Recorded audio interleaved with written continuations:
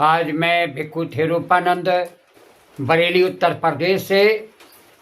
आज मुझे मन में सोच बनी है कि आज मैं चर्चा करूं कि आखिर बुद्ध क्या है, आखिर बुद्ध क्या है और धम्म क्या है। तार्किक अनुभव करना बुद्ध है।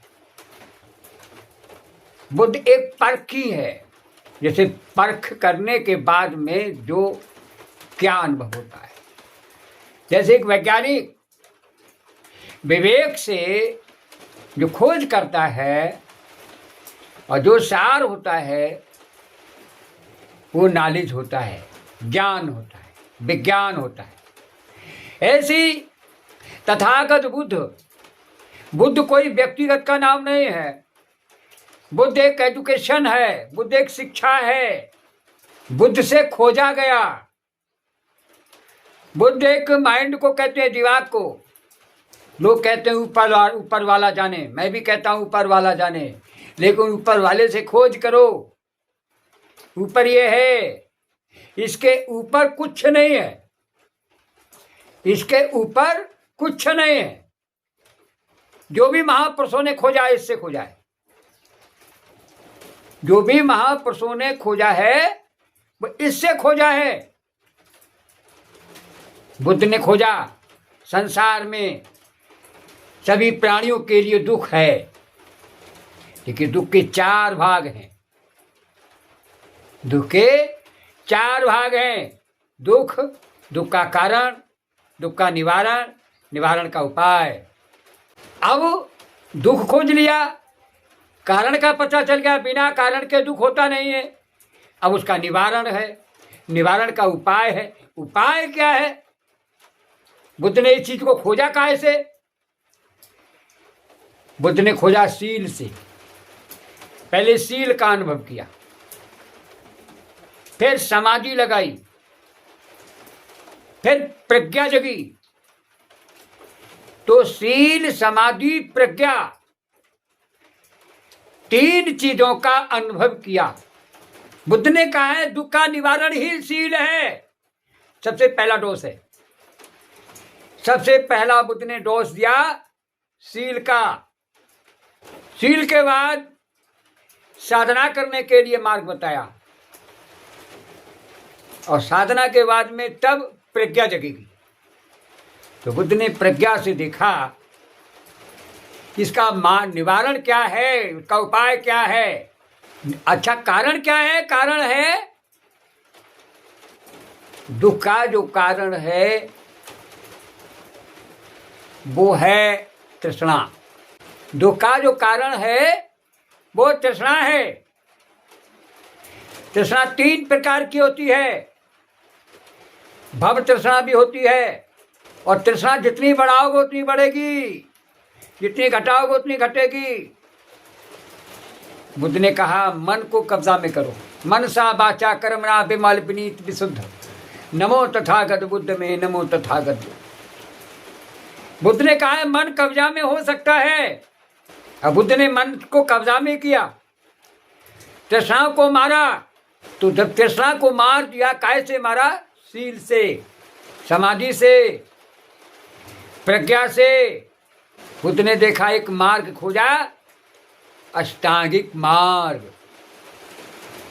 8 भाग में आता है अष्टांगिक मार्ग।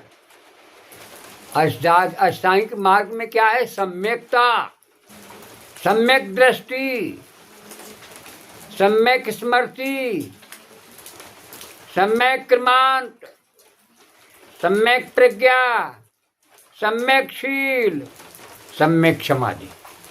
जब बुद्ध ने सम्यकता की ओर ध्यान किया, अष्टांगिक मार्ग को अनुभव किया, यह धम्म है। सील भी धम्म है, समाधि भी धम्म है, और प्रज्ञा भी धम्म है। 4 आर्य सत्य का खोज करना भी धम्म है, उसके पथ पे चलना भी धम्म है। 10 पारमिताएं हैं, उन पे भी धम्म है, वो भी धम्म है। सबको मिला करके एक धम्म चक्र परिवर्तन हुआ, विकास हुआ। ये बुद्ध का धम्म है। अब बुद्ध के धम्म को जो धारण करते हैं फल उनको मिलता है।